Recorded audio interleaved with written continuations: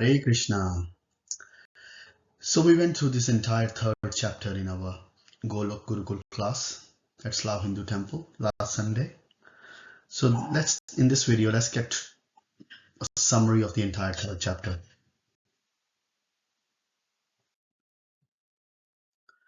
So how this chapter links with the previous chapter. In chapter 2, Krishna described various things. He described Sankhya Yoga, Karam Kanda. He described some parts of Jnana Yoga, Bhakti Yoga, and so on. This chapter defines the practice of Karam Yoga and the technique to achieve spiritual connection with God through our daily work. A tree produces many fruits, but selflessly offers them to others.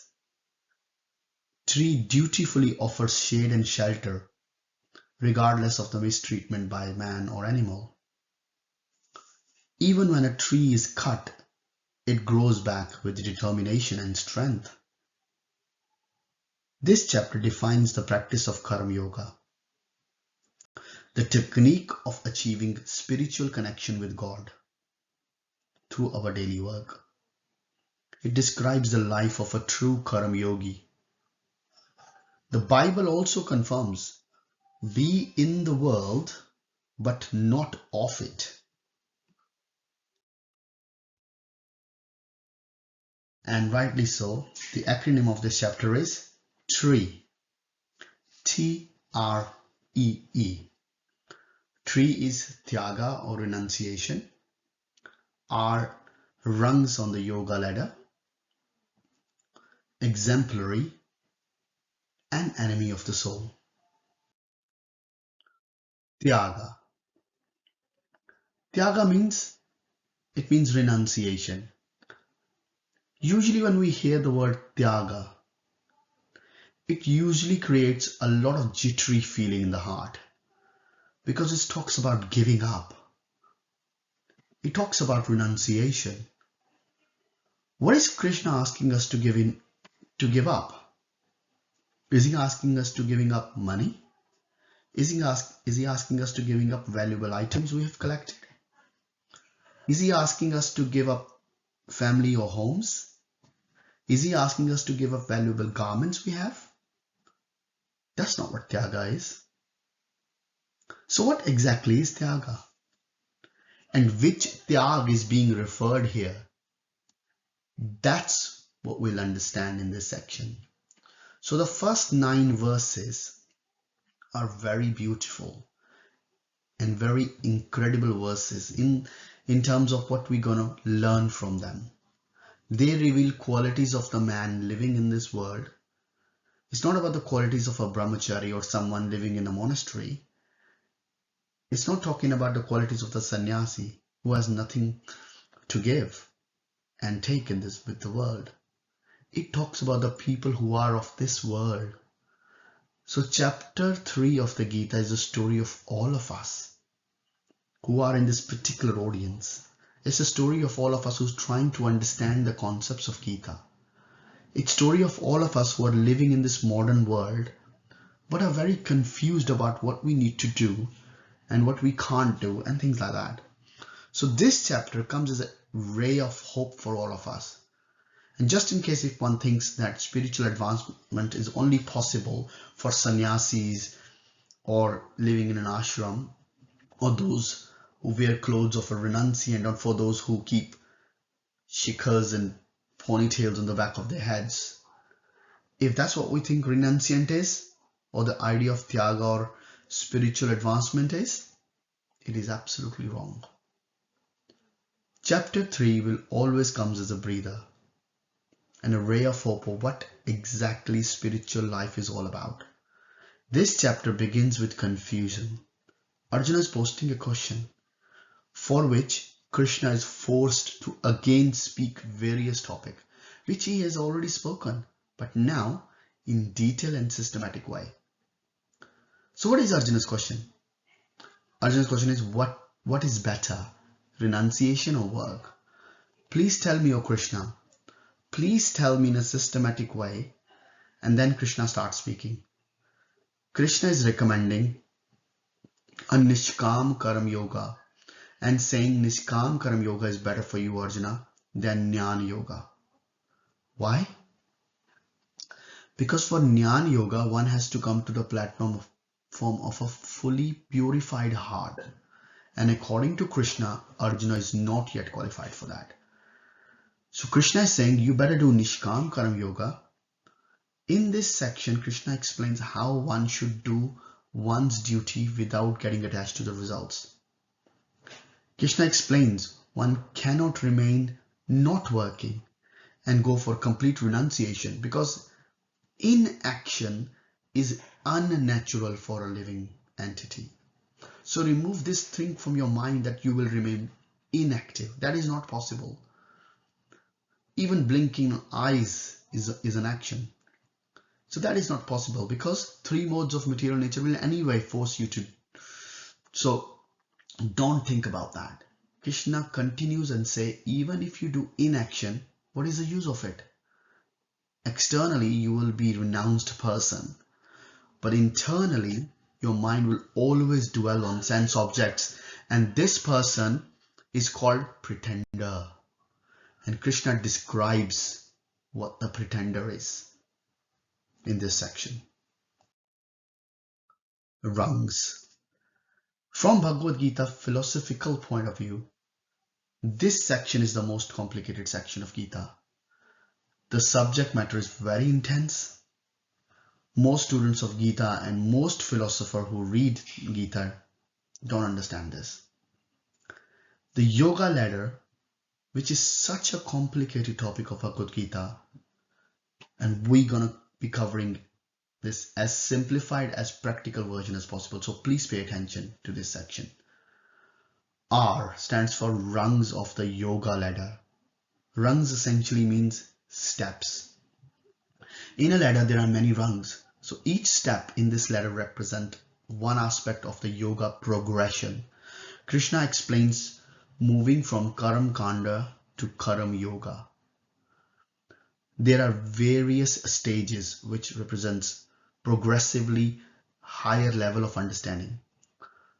Lower level being, which is not even a rung, this is in the ground level, when individual is solely interested in materialistic enjoyment and has no spiritual inclination. Karam Kanda is where an individual still desires material enjoyment but now tries to achieve it via religious observations, brings spirituality into the lives. Sakam Karam Yoga is where an individual realizes the futility of material enjoyment and begins to offer a portion of this results to God, but still maintains some selfish motivation. And then the very top of this ladder is Nishkam Karam Yoga. It's the highest level where one accepts whatever necessities he requests to maintain himself and offer everything else to God. Exemplary. In this section, Krishna gave an example of how perfected spiritualists continue working in this world for the sole purpose of setting proper example to others to follow and be inspired by. Krishna gave loads of examples here. Krishna mentioned about Janak Maharaj, how they maintain perfection by doing prescribed duties. And then he says, "Oh Arjuna, there is no need for me to do any prescribed duties. But still, I'm doing it to set an example. If I don't do, then the men who are following me, they will completely destroyed because they won't be following their prescribed duties." So in this way, he gives two examples, Janak Maharaj and his own example. Here Krishna also said a Karam Yogi works without getting attached to the results. And then at the same time, it doesn't go and disturb the person who is in ignorance. But then what he does? He engages that ignorant person in such a way that his level increases when it comes to the consciousness. Here Krishna also said one should do one's own duty. One shouldn't think, oh, that I can do better than what currently is my duty. Krishna is saying, do your own duty and don't imitate others. Don't do others' duty even if you are able to do that duty perfectly, because one's own duty is meant to purify one's own self. Basically, Krishna is saying, Arjuna, don't act like a Brahmana. Don't act like a person who is renounced, who goes to forest and stay there. Your duty is to fight in this battle of Kurukshetra. The last section of this is enemy of the soul. In this section, Arjuna has asked the question, even if I want to do prescribed duties of Krishna, I feel I will not be able to continue for a long time, because it's observed that there is a force that pulls the person from the right path. Oh Krishna, so Krishna, can you tell me what that force is? What is we call that as? And Krishna starts speaking. It's only lust, O Arjuna, which comes from the mode of passion. And it is Mahashana Mahapapana. It is the greatest sin that is there.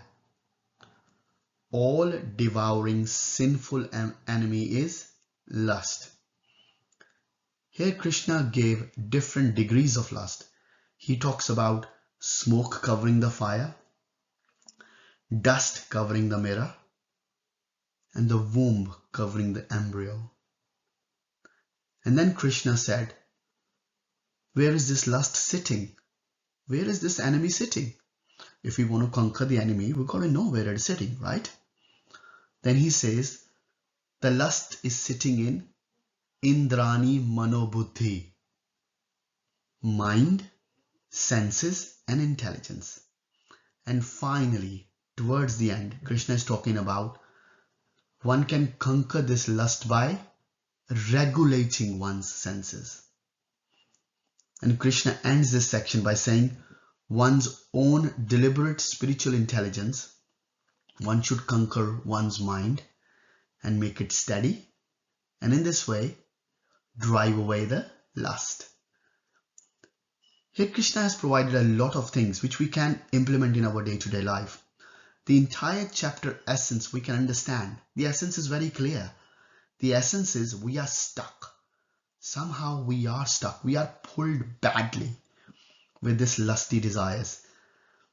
And then we cannot act like pretenders also by posing that we are a spiritual personality or whatever. So what are we supposed to do? We're supposed to do whatever we're doing.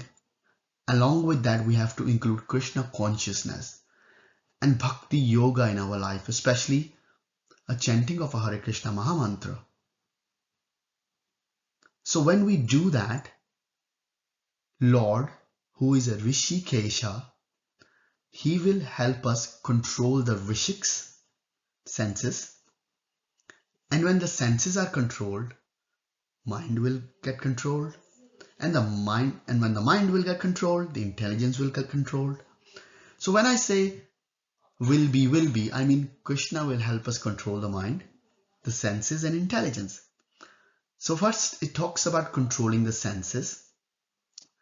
So the spirit soul is engaged in the service of Krishna, the intelligence, the mind and senses, and all of that get controlled. So in this way, we have to meditate as devotees, as student of Gita, that how can I engage myself in the service of Krishna all the time? If we can do that, that is actually the success of life, because that will take us closer to the perfection of this human form of life, that is breaking the cycle of birth and death forever. So in this way, Krishna has provided a lot of transcendental knowledge in this. And now exclusively, Krishna is going to glorify this transcendental knowledge in the next chapter, the chapter number 4. So see you all in my next video. Hare Krishna.